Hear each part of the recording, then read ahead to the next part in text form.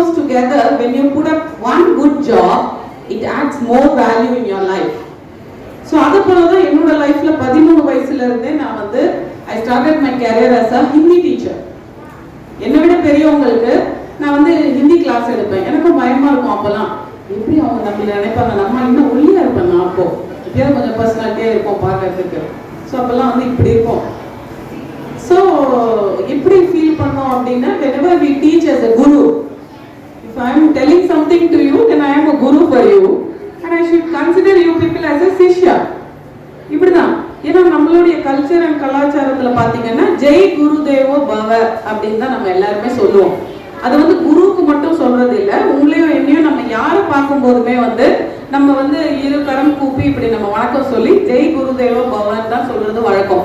ஏன்னு கேட்டீங்கன்னா நம்மளுடைய லைஃப்ல வந்து ஒவ்வொரு மனுஷங்களையும் நம்ம பார்க்கும் பொழுது அவங்க கிட்ட இருந்து ஏதாவது ஒரு விஷயங்களை கத்துக்கிறோம். ஏன்னா எனக்கு தெரிஞ்சதுல இருந்து நம்ம ஸ்கூல்ல சொல்லி தரது beyond the classroom, beyond the textbook, beyond the school, வாழ்க்கையில நமக்கு எத்தனையோ விஷயங்களை நம்ம கத்துக்கிட்டே வரோம். ஒவ்வொருத்தர்கிட்ட இருந்தும் நம்ம எதிர்கொள்ற ஒவ்வொரு மனிதர்கள் கிட்ட இருந்தும் நம்ம எதையாவது வந்து கத்துக்கிறோம்.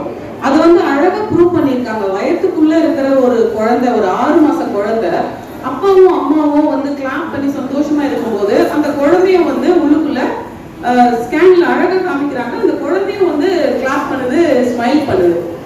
அப்ப பாருங்க, அந்த கருவறையில இருந்து கல்லறை வரைக்கும் நம்ம வந்து கத்துக்கிறோம். ஸோ அப்படி கத்துக்கக்கூட விஷயங்கள் வந்து பாத்தீங்கன்னா ஏராளமா இருக்கு. ஆனா நம்ம வந்து கன்ஃபைன் பண்ணிக்கிறோம். ஒரு டிகிரி மட்டும் படிச்சா போதும், இல்லை ஒரு கல்யாணம் மட்டும் பண்ணிக்கிட்டா போதும், ஒரு குழந்தை பெற்றுக்கிட்டா போதும், இல்லை அந்த குழந்தைங்களுக்கு மேரேஜ் பண்ணிட்டா போதும் அப்படின்னு சொல்லிட்டு நம்மளுடைய வாழ்க்கை வட்டத்தை வந்து ஒரு குறுகிய ஒரு வட்டத்துக்குள்ளேயே நம்மள அடைச்சிக்கிறோம்.